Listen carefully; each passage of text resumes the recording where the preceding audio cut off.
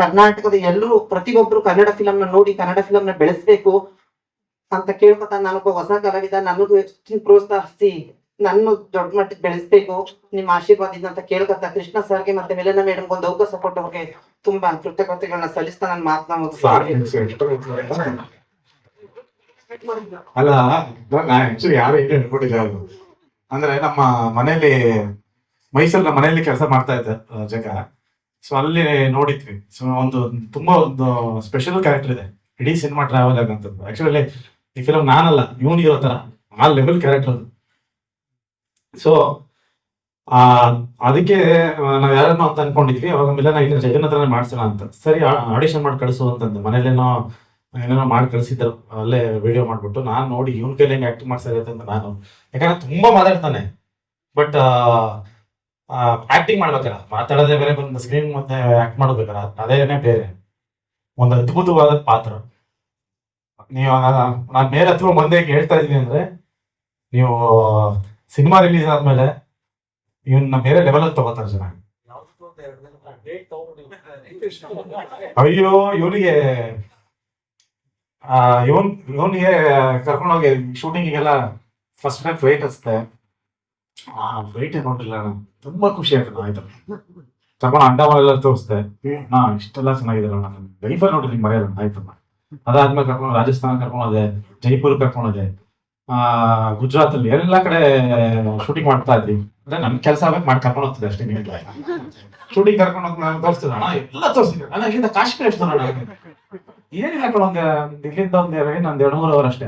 ಅಲ್ಲೂ ಶೂಟ್ ಮಾಡೋಣ ನನ್ ಕತೆ ಬೇಡ ಕಣ, ನಾನ್ ನೋಡಿಲ್ಲ ಬನ್ನಿ ಕರ್ಕೊಂಡು. ಜಗ ಕರೆಕ್ಟ್ ಆಗಿ ಹೇಳು, ರಾಜಸ್ಥಾನ್ಗೆ ಹೋಗ್ ಬಂದ್ಮೇಲೆ ನೀನ್ ನನಗೆ ಏನ್ ಹೇಳ್ದೆ ಅಂತ. ರಾಜಸ್ಥಾನ್ಗೆ ಹೋಗ್ ಬಂದ್ರಲ್ಲ ನೀವು, ಅವಾಗ ಅದ್ ಹೋಗ್ ಬಂದಂಗೆ ಏನ್ ಹೇಳ್ದೆ? ನನ್ಗೆ ಅಲ್ಲಿ ಹೋಗಿದ್ ಬಂದ್ಮೇಲೆ ಊಟ ತಿಂಡಿ ಎಲ್ಲ ತುಂಬಾ ವ್ಯತ್ಯಾಸ ಆಗೋಯ್ತು. ಊಟನೇ ಇಲ್ಲ, ಬರೀ ರೊಟ್ಟಿ, ಅನ್ನ ಇಲ್ಲ, ಬಾಸುಮತಿ ಅಕ್ಕಿ ಅನ್ನ. ನನ್ ಊಟನೇ ಆಯ್ತಾರೆ ಊಟ ಮಾಡಕ್ಕೆ, ಬರೀ ರೊಟ್ಟಿ. ಇಲ್ಲಿಗೆ ಬಂದ ತಕ್ಷಣ ಬೆಂಗಳೂರಲ್ಲಿ ಬೆಳಗ್ಗೆ ಎದ್ದು ಒಂದ್ ದೊಡ್ಡ ಗ್ಲಾಸ್ ಟೀ ಕಾಯಿಸ್ಕೊಂಡು ಕುಡ್ಕೊಂಡು ಅಕ್ಕ ನನ್ಗೆ ಸಮಾಧಾನ ಆಯ್ತು, ನಾನು ಹೊರಡ್ತೀನಿ ಊರಿಗೆ ಅಂದ್ಬಿಟ್ಟು ಹೊರಟ್ಬಿಟ್ಟೆ. ಆದ್ರೂ ರಾಜಸ್ಥಾನದೆಲ್ಲ ನಮ್ಗೆ ಇವ್ರೆಲ್ಲ ತೋರಿಸಿದ್ರು.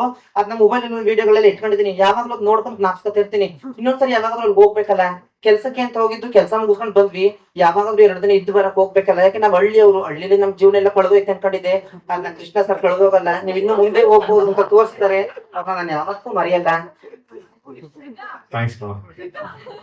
ನನಗೆ ಹೇಳಿದ್ದೆ ಏನಂದ್ರೆ, ಅಲ್ಲಿ ಟೀ ಸಿಗ್ಲಿಲ್ಲ ನನ್ ಜೀವನದಾಗ ಹೋಗಲ್ಲ ಅಂತ. ಇವಾಗ ಯಾವಾಗ ಕಾಶ್ಮೀರ್ ಕರ್ಕೊಂಡು ಹೋಗ್ತಿದ್ದೀರಾ, ನೇಪಾಳ್ ಕರ್ಕೊಂಡು ಹೋಗ್ತಾ ಇದೀರಾ? ಆಮೇಲೆ ಇನ್ನೊಂದ್ ಯಾವ್ದೋ ಸಾಂಗ್ ನಾವೇನೋ ಫಾರಿನ್ ಎಲ್ಲ ಶೂಟ್ ಮಾಡ್ಬೇಕಿತ್ತಲ್ಲ, ಅಲ್ಲಿ ನಾನಿಲ್ವಣ ಇಲ್ಲ ಕಣ, ನನಗೂ ಬರ್ದ್ಬಿಟ್ಟು ನನ್ನ ಕರ್ಕೊಂಡೋಗಿದ್ದ. ಮೊದ್ಲೇ ನಮ್ಗೆ ದಿಲೀಪ್ ಸರ್ ಶಶಾಂಕ್ ಸರ್ ಹೇಳಿದಂಗೆ ನಾನು ತುಂಬಾ ಇಂಟೆಲಿಜೆಂಟ್ ಆಗಿ ಸಿನಿಮಾ ಮಾಡೋದು, ಸುಮ್ನೆ ಎಲ್ಲ ಕರ್ಕೊಂಡು ಹೋಗ.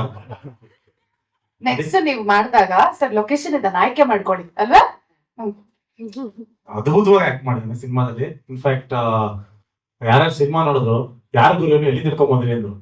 ಸೊ ಆತರ ಅಂದ್ರೆ ನಿಮ್ಗೆ ತುಂಬಾ ನಗಿಸ್ತಾರೆ, ಅಷ್ಟೇ ಎಮೋಷನಲ್ ಮಾಡ್ತಾರೆ ಸಿನಿಮಾದಲ್ಲಿ. ಅದನ್ನ ಬಹುಶಃ ಸಿನಿಮಾ ರಿಲೀಸ್ ಆದ್ಮೇಲೆ ಎಕ್ಸ್ಪೆಕ್ಟ್ ಮಾಡಿದಾಗ ನೀವೇ ಹುಡ್ಕೊಂಡು ಬನ್ನಿ ಅಂತ ನೀವೇ ಬಿಡಲ್ಲ, ಆ ರೇಂಜಿಗೆ ಪರ್ಫಾರ್ಮ್ ಮಾಡಿದ್ರು. ಡೈಲಾಗ್ ಏನಾದ್ರು ಒಂದು ನಮಗೋಸ್ಕರ ಎಲ್ಲೂ ಮಾಡ್ಬೇಡ ಈ ಡೈಲಾಗ್